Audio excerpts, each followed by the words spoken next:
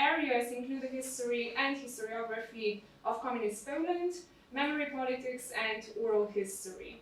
He recently published the book Red, White, and Red Łódź, based on his dissertation, which explores the problem of communist memory politics in relation to the Second World War in occupied Łódź.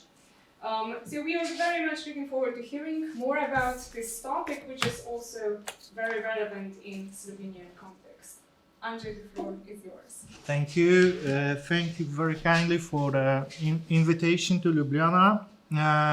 So while preparing to this lecture, I soon enough and hopefully realized that some of the contexts that they are very clear for the Polish audience might be not so obvious for you here, because my point of view was rather local, and my first question built the whole thesis was built on this question. So, to what extent the reality of Łódź can be compared with the reality of the whole Poland regarding the experience of World War II.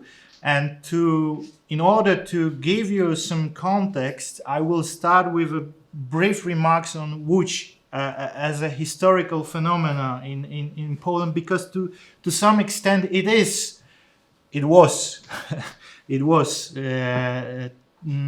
to be more precise, sociological, economical, and ethnical phenomena, because as you all well know, there are some cities that emerge in history in a very rapid way, and this was the case of Łódź. So the city called Polish Manchester, and I think that there are some cultural remarks that you might find interesting. So first of all, the most well-known book and therefore a cultural image of Łódź is a book, The Promised Land, by Raymond, a Nobel Prize receiver from Poland. And I think that the book is immortal because of Andrzej Wajda, and his film Wajda is one of the most recognized Polish filmmakers, and of course Oscar recipient. But he, in the mid-70s, in 20th century, he made an adaptation which, as I said, made the whole concept of the Promised Land, the Łódź as a Promised Land, to some extent immortal. In Polish context for sure. So, what we are dealing here with? So we have a city which was established in the early 1800s, but the history of its growth started in the half of the century. So from 1950s to the beginning of the 20th century, the population of Łódź will skyrocket from 50,000 to half a million, and the whole city was established because it could become a center of industry, meaning, to be more precise, it was a center of textile.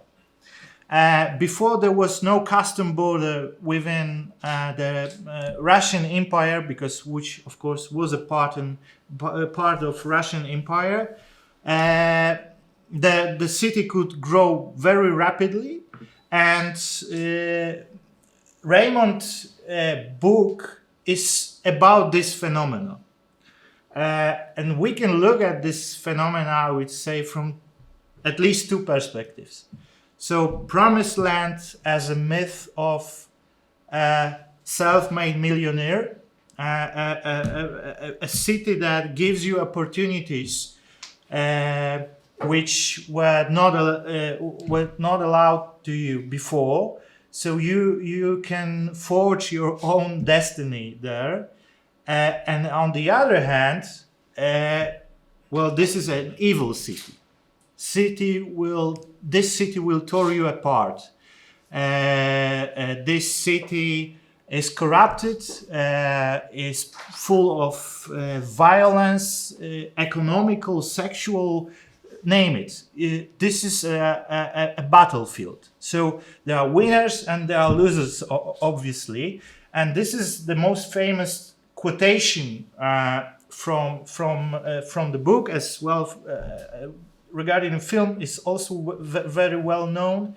So in loose translation, this is the main motto of the idea. So I have nothing, you have nothing, he's got nothing. So altogether we have enough to start a big factory. We have nothing to lose and a lot to gain. So let's make it. And this is the myth of this. We would say the myth of Lodžu, because this is another association.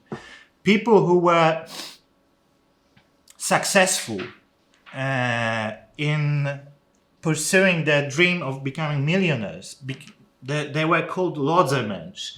So people who are hardworking, but at the same time, brutal, and they do not hesitate to gain a success, whatever the cost is. So it's bittersweet myth, so to some extent. Some people would say these people are monsters.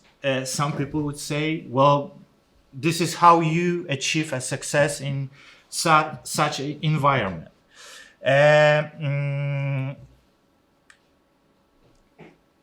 Because of this rapid development of the city, as I mentioned before, so there was no custom barrier, and it's hard to imagine from today's point of view, but Łódź was in the center of a huge forest complex. There were many small rivers, so steam-powered machinery could operate there quickly and efficiently. And there was nearby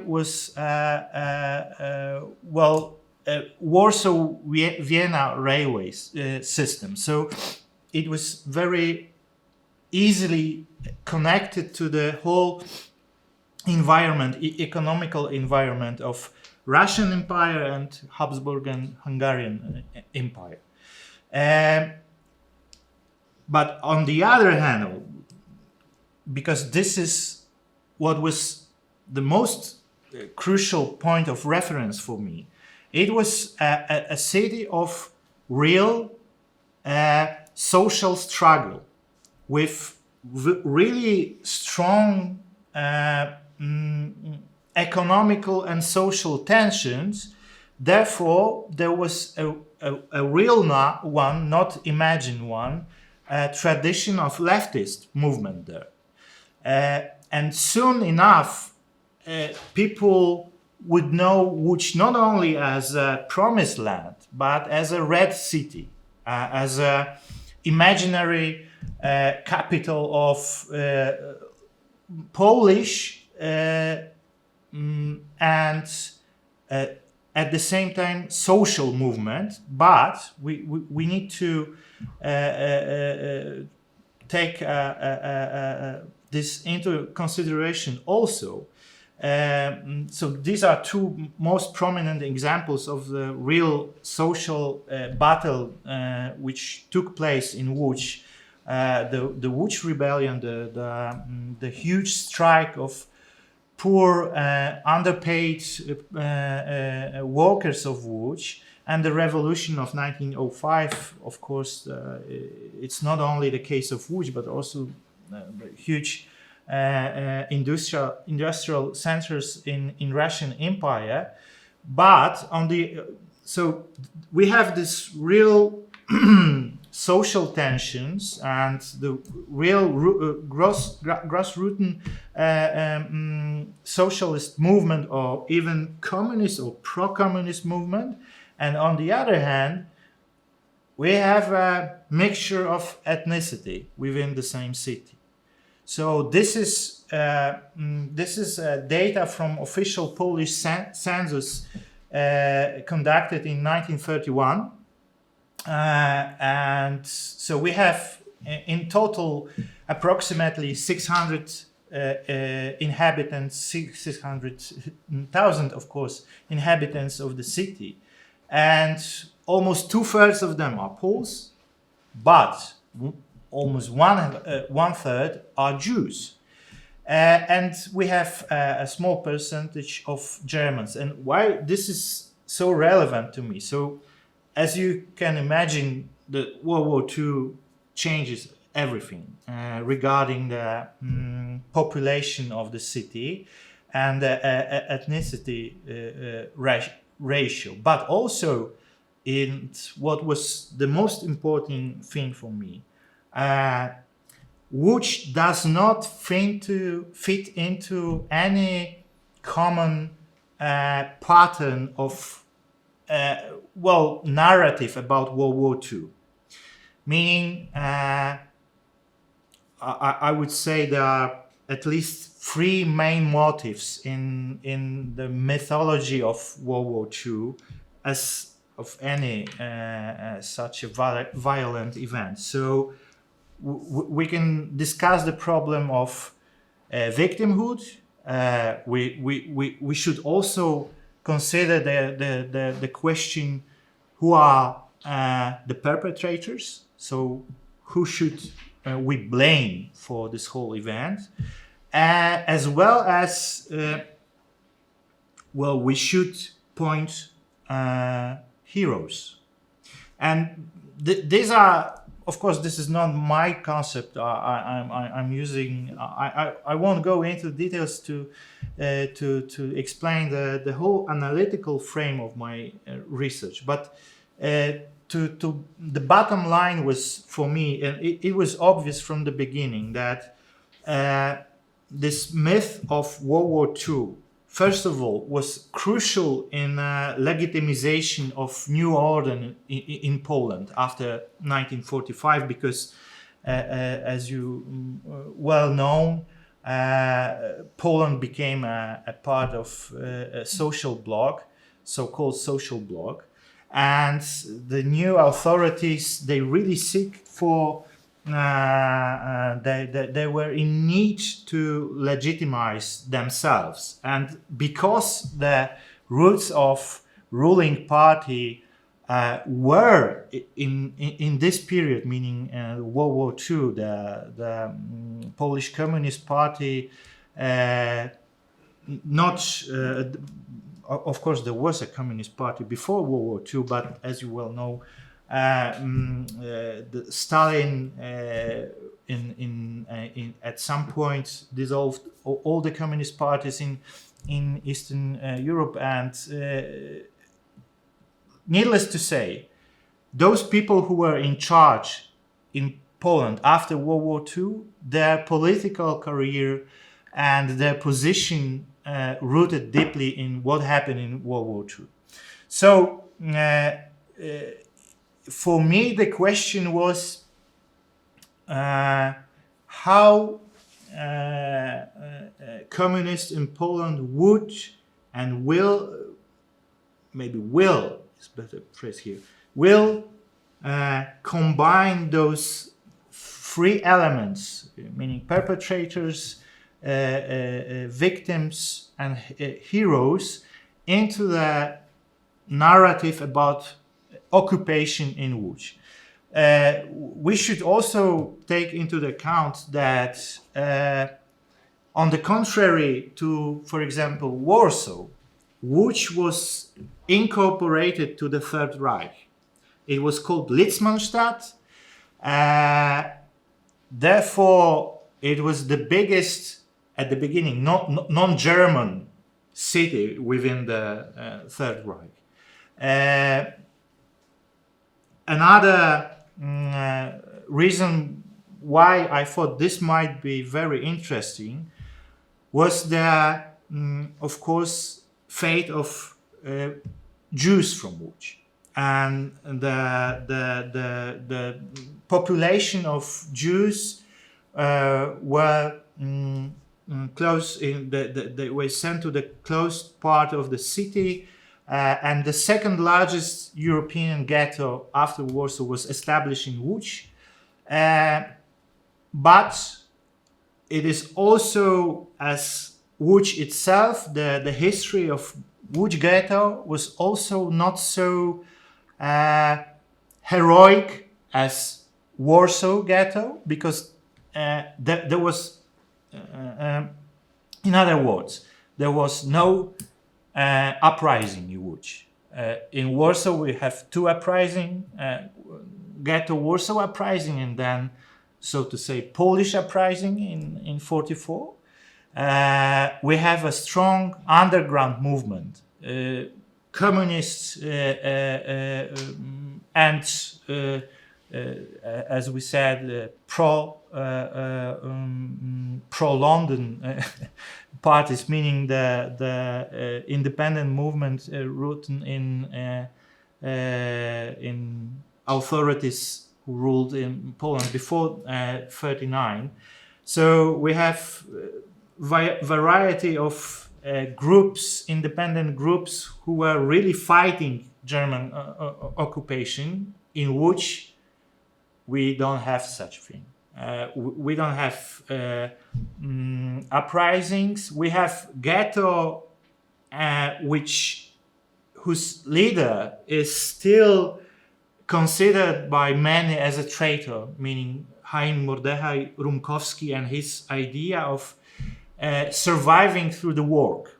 So he on the contrary to the leaders of Warsaw Ghetto, he like Czerniaków, who killed himself as a gesture of, well, not dealing with the German occupation. Rumkowski, till the very end, was hoping that his strategy, meaning the whole ghetto was a huge factory working for German purposes, will allow him to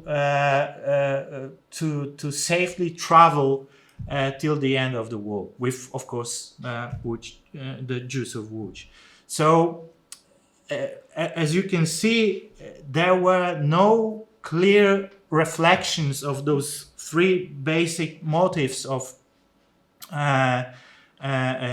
within the myth of World War II in Poland. But as you can imagine, the whole population of Jews from Łódź were murdered. So it was very important from my perspective in that sense that there were no mnemonic actors, groups that could, in a broader sense, bring up the question or the problem of Holocaust of Jews from Łódź. On the other hand, we had the problem of really brutal Germanization of Polish population. So Poles were forced to leave the city or became just forced labor. Of course, we had also mass murders of Polish intelligentsia.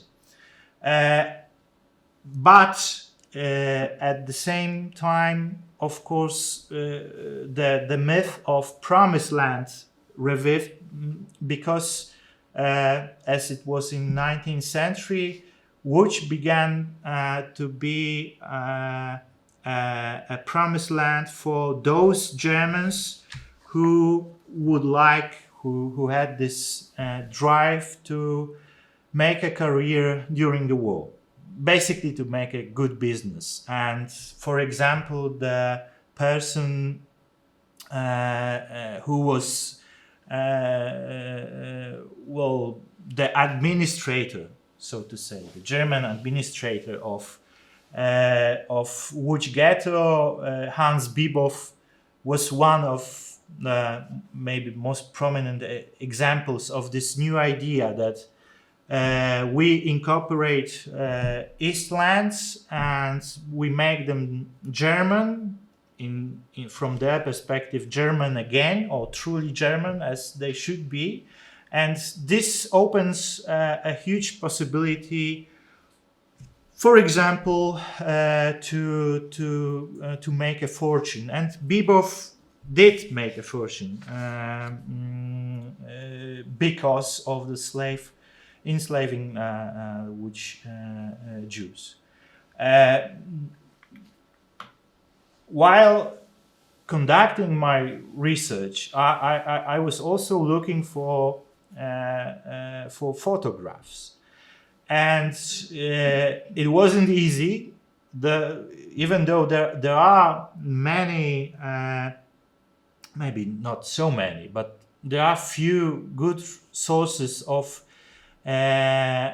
photographies which documents the occupation of the fate of the city during the World War II. I was hoping to find a photo which will grasp all the problems that I'm dealing with in my thesis in one frame, and lucky for me, I found it, and this is the photo in question, because we have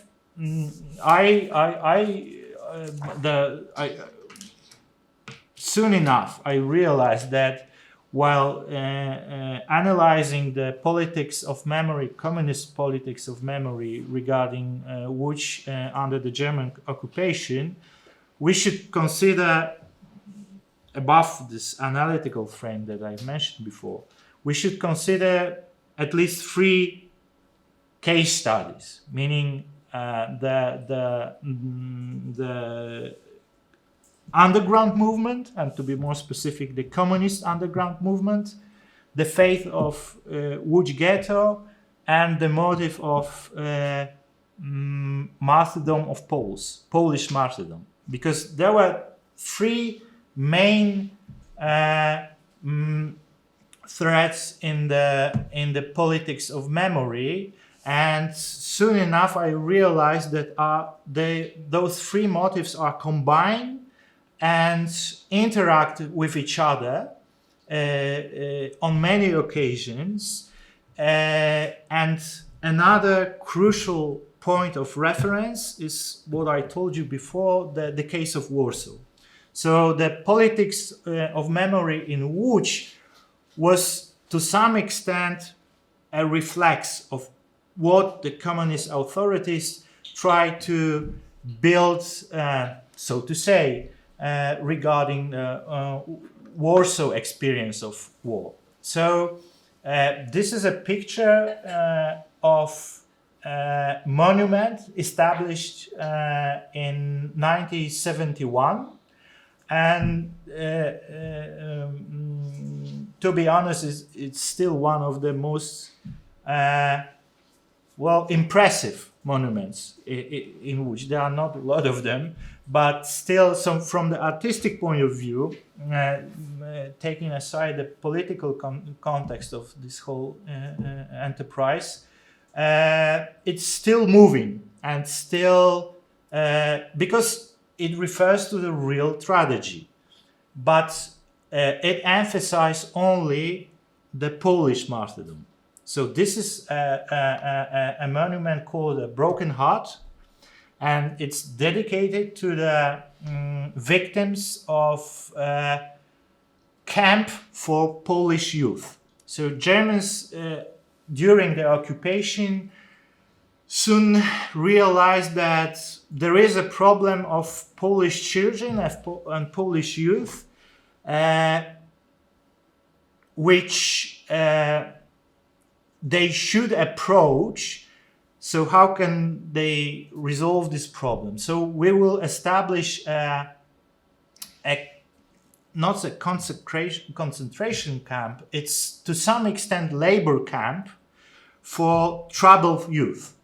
And the whole idea was to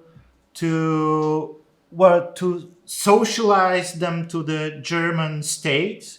Of course, not socialize them too much. The faith was to become a cheap labor force. But the camp was operated by German authorities, and young people or even newborns of Polish origin whose parents were involved, for example, in independence movement, or couldn't afford to provide for them, or didn't take care of them, or just because they were Polish in some cases, were sent to this camp. Approximately 1,600 in total Polish children went through this camp. We still don't know how many of them died, but we know for sure that at least 60 or 70 of them died because of starvation, because of cold, because of brutality of the oppressors. And for me, this is the significant image, because on the one hand, we have the monument dedicated to the Polish victims, to the Polish victimhood of Łódź. But at the same time, this building is, this monument is placed on the territory of the former Łódź ghetto, but nobody is emphasizing this during the opening and during the whole building the whole narrative about the Przemysłowa camp, because it was called a Przemysłowa camp, this camp for youth, Polish youth. And from the other perspective, we should consider that it was all part of a huge park which was dedicated to the members of the communist underground in Łódź. So we have combination of three motives in a way that communist authorities tried to establish this meta-narrative about occupation in Łódź. So we emphasize communist and only communist underground.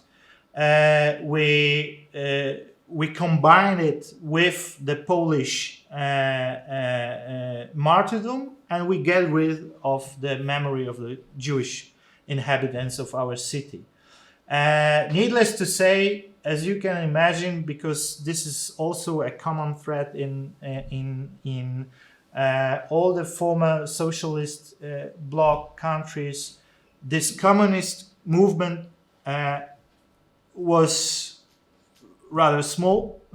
It's very similar. I don't know if you are aware of this phenomena of Młoda Gwardia. So the youth communist group from Krasnodar, today's Donbass, who were fighting the Germans approaching eastern Ukraine. And of course, the myth which was built on this history exaggerated the numbers and the impact, meaning those youth members of this youth group in Łódź, they didn't conduct any real resistance, so to say, against German.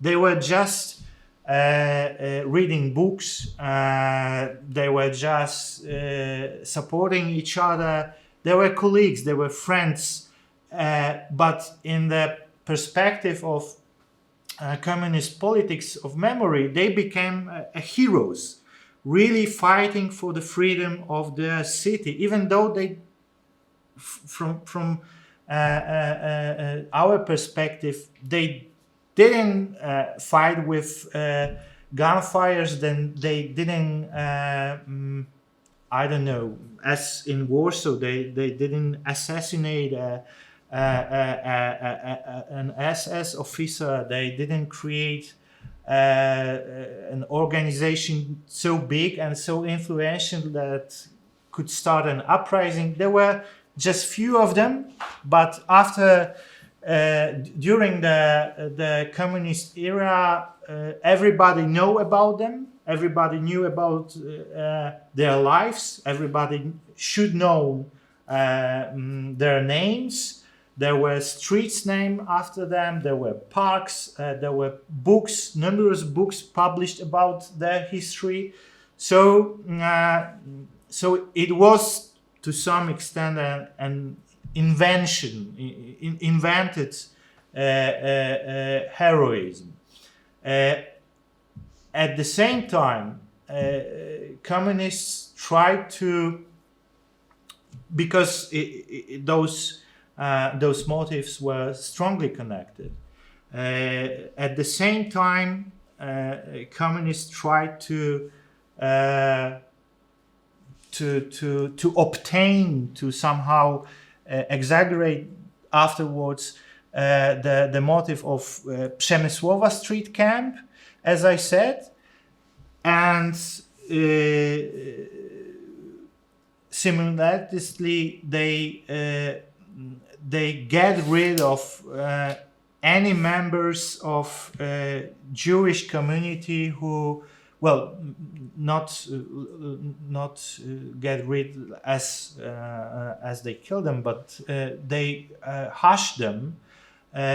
All the people who would try to commemorate the Jewish history, the Jewish fate of German occupation in Łódź, with one exception. So, as I said before, communists tried to incorporate to the official propaganda the fate of uprising,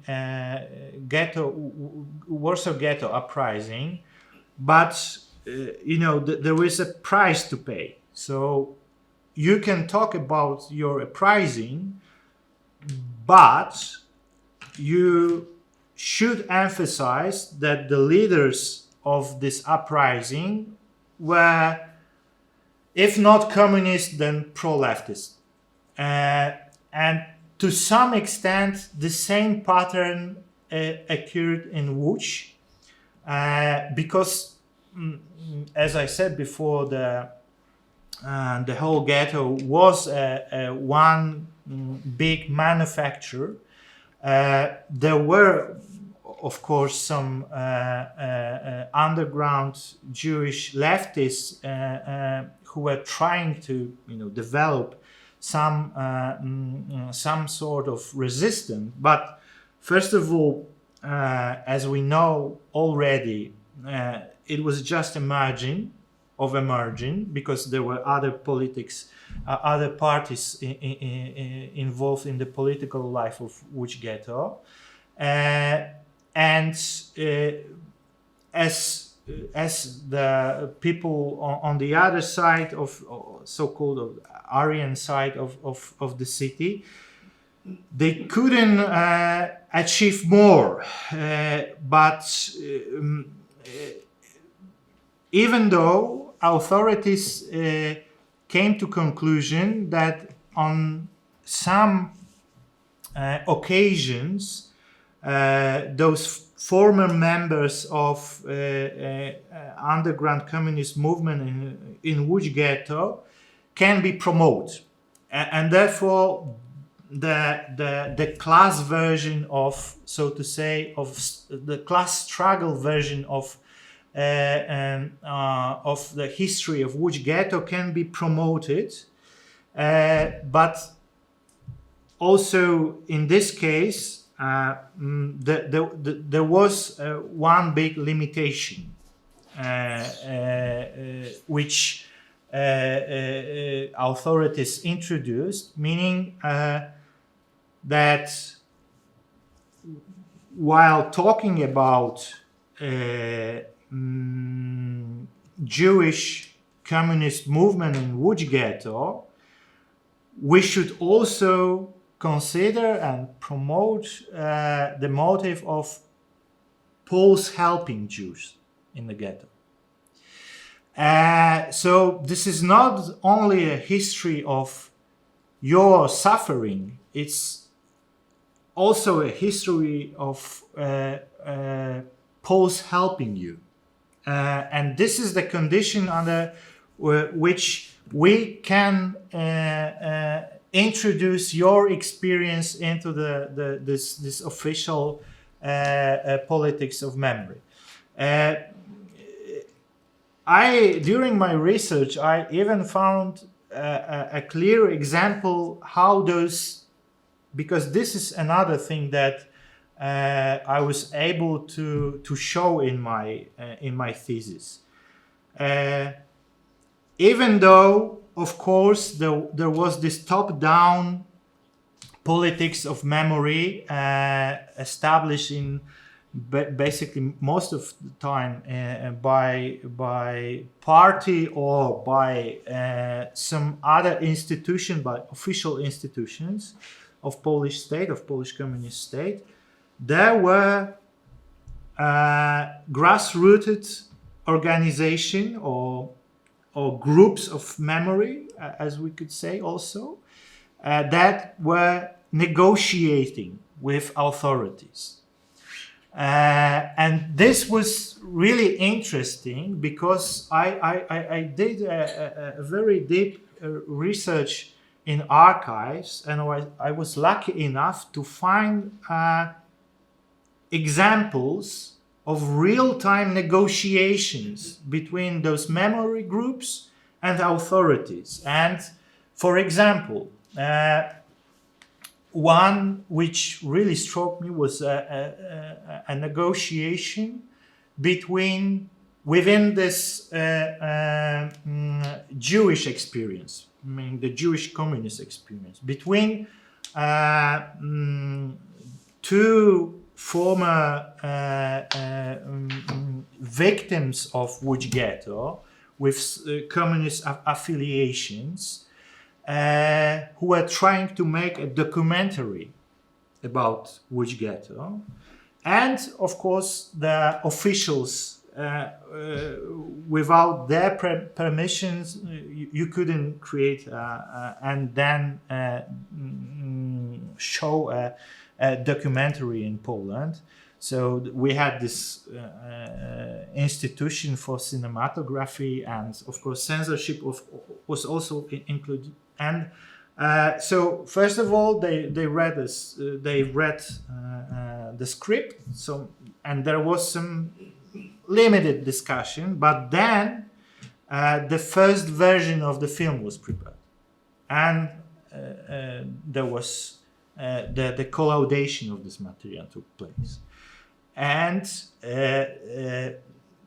I found the record which shows how those two former victims, or still victims, but former inhabitants of Łódź ghetto were trying to convince this board, official board, that even though they concentrate on the history of Jewish victimhood, they will also involve the Polish perspective into this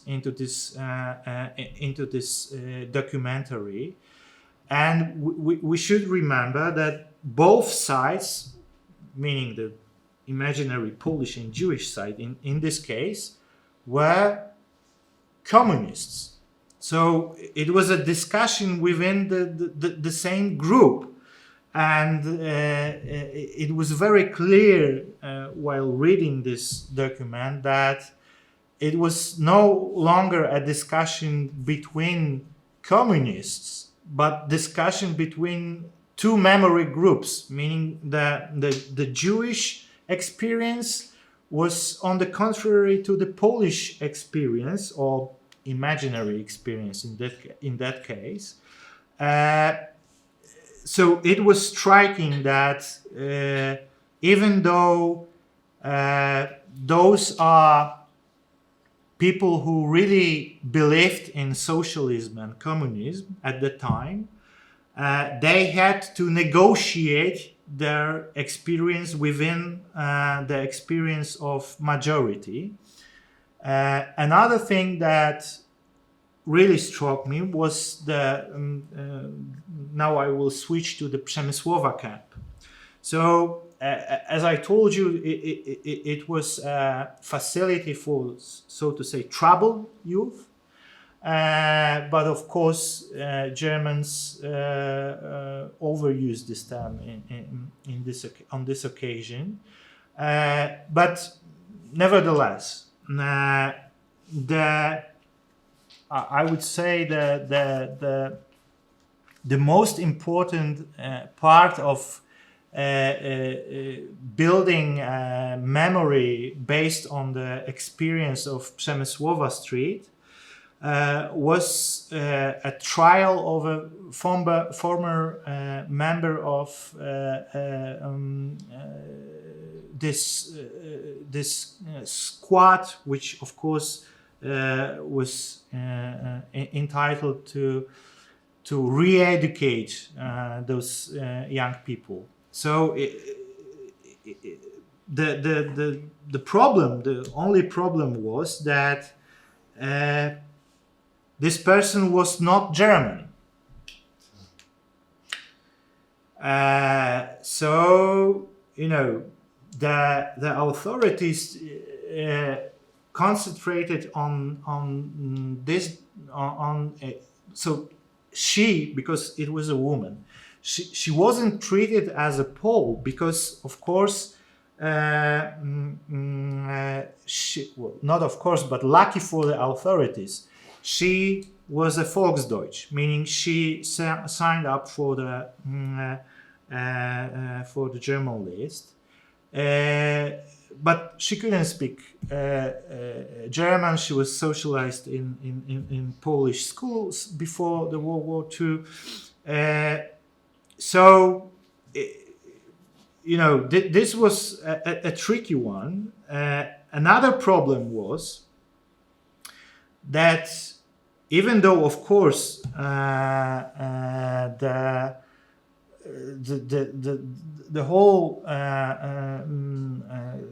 whole place was run by Germans, there were also many Poles there involved. So it was not only the case of this Polish woman who signed up for the FAL, but also Poles who never were Volksdeutsch. So during the trial, well, as you can imagine, this problem came to be discussed, and so the problem was discussed, and authorities did almost everything to erase this problem. So even so, they manipulated the victims that extent that there were quotations of them in which the part about Polish members of this camp squad were erased, or in some cases even erased. Nevertheless, the obvious aim of the official propaganda, official politics of memory, was to establish this view in which Poles were only the victims, they couldn't be perpetrators, so they concentrated only on specific aspects of the history of this camp. And now, because time is running, I will jump to another problem, which was during my research it became very clear. So there is a obvious constatation should be made that almost every problem of this official politics of memory, meaning Polish or Jewish victimhood, who was the perpetrator, and who do we have heroes, and if so, they are Polish or not Polish, Jewish, and what about Germans in the background? They are still till today very crucial in political sphere in Poland, and I would say even the same arguments are used to gain to some extent a political currency, meaning that those histories are still used, especially now. The Przemysłowa camp is there was a museum established 3 years ago, but still, even though I'm to be more specific, I'm not saying that there were no victims of Przemysłowa Street. This is obvious. It was a real tragedy, but still there is this tendency to talk about those victims not next to the problem of Łódź ghetto, for example, but instead of. Our victims are more important than your victims. In other words, our victims are really ours, and they are more important than your experience of World War II. The funny thing is that whenever Polish authorities need to emphasize a true victimhood of Polish people during the World War II, they have this tendency to include Jewish victims of German policy, of Holocaust and of World War II, to sum up, into the big data, and when it's not the question of how many, just who, there is no question about involving the Jewish experience, or maybe there is this tendency to override the Jewish experience of Holocaust, for example. And we have the same problem is with heroes. So in in that time, at that time, as I told you before, it was the creation of the myth of communist resistance. Those members of the resistance, communist resistance, were well, we should be thankful because they created they took part in the liberation of Poland. And on the other hand, we have this very strong motive in nowadays politics of memory to emphasize the role of so-called cursed soldiers, so meaning the members of the anti-communist movement after the World War II. Of course, you should keep in mind that those histories, as always in the case, this is the case of myth, as you well know. So to some extent, it's always based on the true events. There is no such thing as a totally, we would say, artificial myth.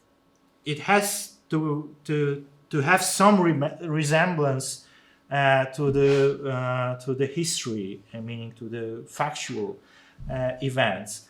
But still, the manipulation is in numbers, in interpretation of the impact, and so on.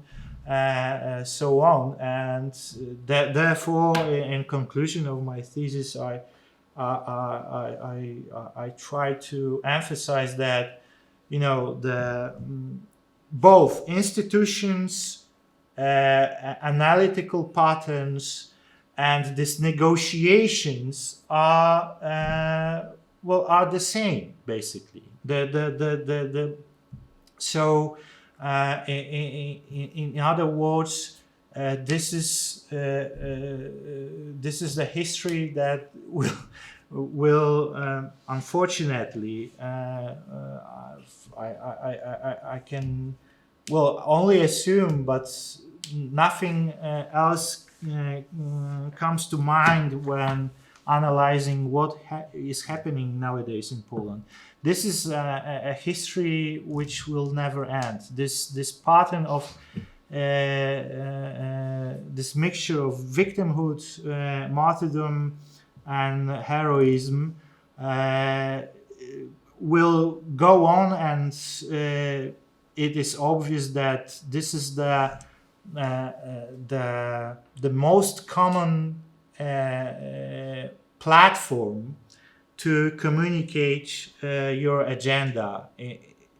In Poland, I think this is not only the case of Poland. You told me before, this is also happening in Slovenia. So once again, the history is misused in manipulative way, and it's fueling the political debate. So on the other one hand, we have growing material to analyze. We meaning historians, but on the other hand, it's we would say frustrating that we are taken into the custody, and our work is misused, so to say. Okay, thank you very much for the invitation. I think that my time is up, and I will happily answer any question regarding my lecture. So please do ask.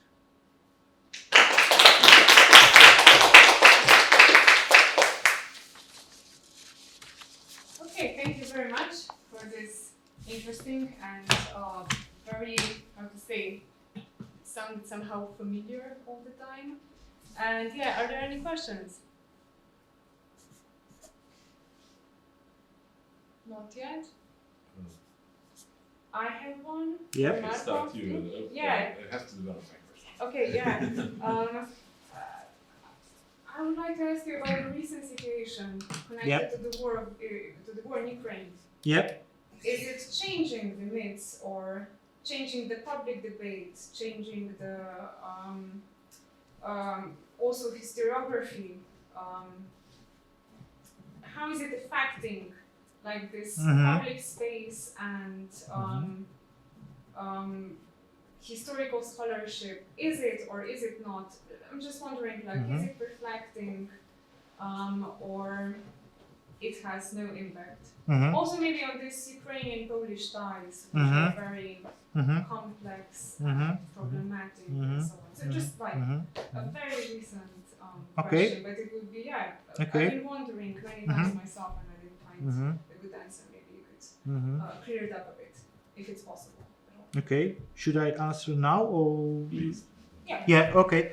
So, there is no simple answer to your question because there are mutual processes appearing now in Poland, I would say. So, there is, or there was, because it's ongoing process, there was this popular response to the war. So many Poles were involved in helping Ukrainians. It wasn't organized. It was like totally grassrooted movement, and therefore during this time this very painful debate about Polish-Ukrainian mutual history was to some extent put in hold, I would say. But as you can imagine, those who before the war were reluctant to admit that there were victims on both sides, and that this is not a simple history of, in which we can label one nation victims and one nation and the other nation perpetrators or villains. Now, they grow because the problem is growing. There is a real social and economical problem. How to incorporate in such short period of time so many people into the not so vibrant economy, I would say. So this is, and sadly enough, there are growing stronger organizations of small movement of people who basically say that we should get rid of this problem, meaning this is a Polish state, not Ukrainian state, and we should all remember about vojni. So, vojni massacre is like the tool used here. But still, I would say, especially in academia, but also in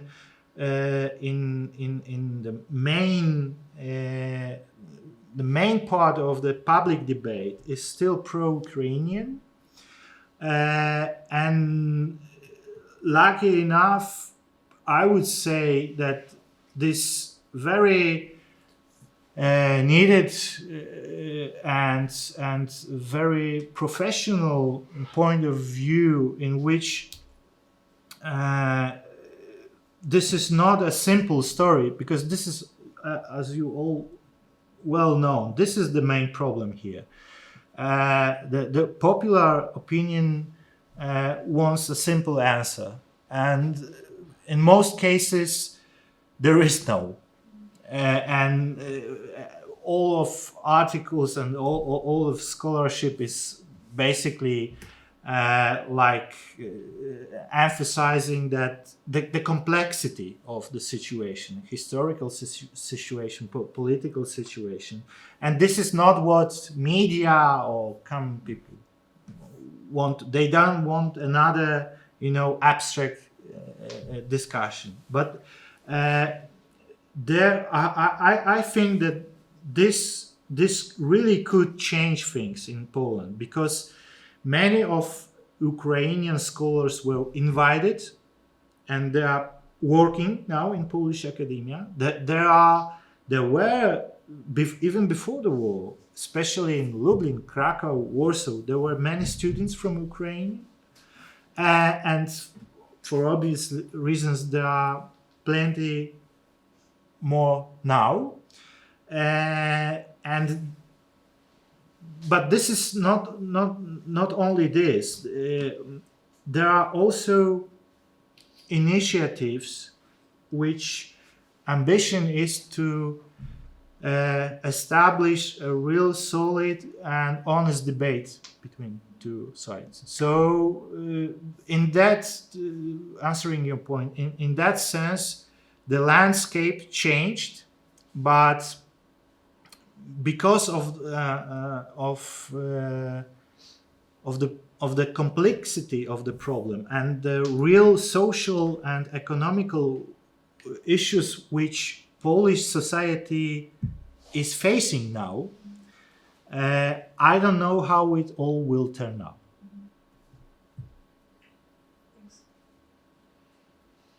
Thank you. I have a question. Maybe it was said and I was not paying attention, but this also about contemporary politics of history, politics of memory, regarding different political groups of political groupation, political paradigms, or political parties even. How much there difference between, I don't know, some kind of left-leaning parties, liberals, or the moderate conservatives, not so modern conservatives? Do they all somehow deal with the same elements, and they just emphasize different parts of the story? But regarding Ukrainian war, or no, the Second World War, the okay, Lodžu. Okay. Go back to okay. what happened in Lodžu, or in Poland in general. Are they story which compete? Okay. Or they actually in a way all somehow leaning on the myth that was established by the communist authorities in a way, or communist in the communist era, also by the grassroots movements and authorities. This is maybe how much this ambivalence. Okay. So it was more clear in the early 90s when the former members of Communist Party were in position that in their mind they should be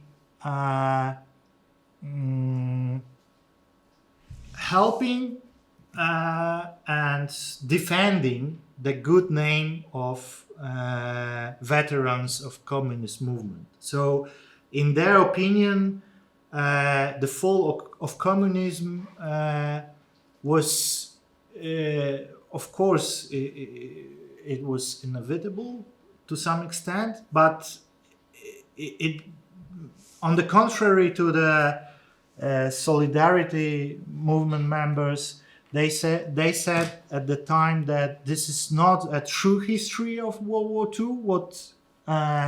What so to say, opposition in general are talking about, meaning cutting AK, Home Army, and so on, because their sacrifices, meaning the communist movement sacrifices, are also crucial, are also real, and we were not agents of Moscow, we were Polish communists. But it was just in the early 90s. Then I would say the debate shifted into different direction, and the main motive of this debate about World War II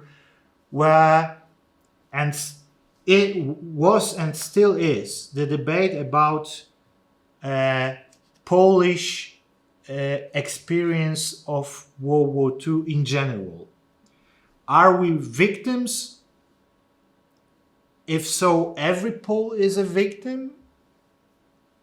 Every Pole is a hero? Or maybe there are some blur areas in which we should consider ourselves not only heroes and martyrs, but also perpetrators. So I would say after the Gross book, Neighbors, it is the main motive of discussion. And regarding your question, I think that there is, or maybe in other words, political actors have this tendency to label their opponents regarding this problem very easily. So if you even take into consideration the problem of maybe some Polish groups' involvement in the Holocaust, meaning you are not a true Pole, you have no rights to in other words, you have no political legitimization to rule Poland. I would say that the defenders of the good name of Polish nations are of Polish nation, no Polish nation, because this is the slogan that far right is using. So this is not Poland, this is Poland. So they are, of course, they are implying that the enemies of Polish states of Polish state, are of Jewish origin, and therefore they want to live in Poland, not Poland. So I would say that conservative. Well, this is another debate. Who in Poland is really representative of conservative ideas? Because ruling party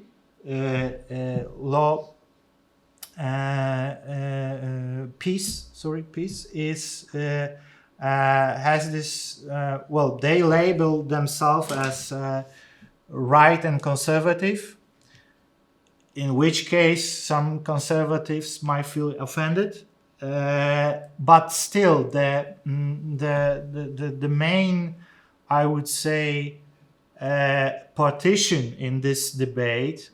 But is it real partition, or is this just a meta-narrative partition? Is another discussion. Is that center and liberal and leftist parties or groups are more open to debate about the Polish experience of World War II, and far right is of course obvious in this context. They consider even discussion a treason to the Polish nation. So it's I would love to know how is it in Slovenia, but I can imagine that some patterns are the same, meaning the members of or people groups associated with right or conservative has this tendency to put themselves in the position of defenders of good name. This is right, like a common thread, I would say. But answering again your question, the problem is that even right, so to say, conservative groups in Poland are now using elements of communist politics of memory, because communist political memory of politics in Poland was very ethnocentered. It was combination between communism and nationhood. Thank you. Anyone else? Okay, yes, that's it. Thank you very much. Thank you. Thank you for coming. And Thank you. it's coffee time. Coffee time.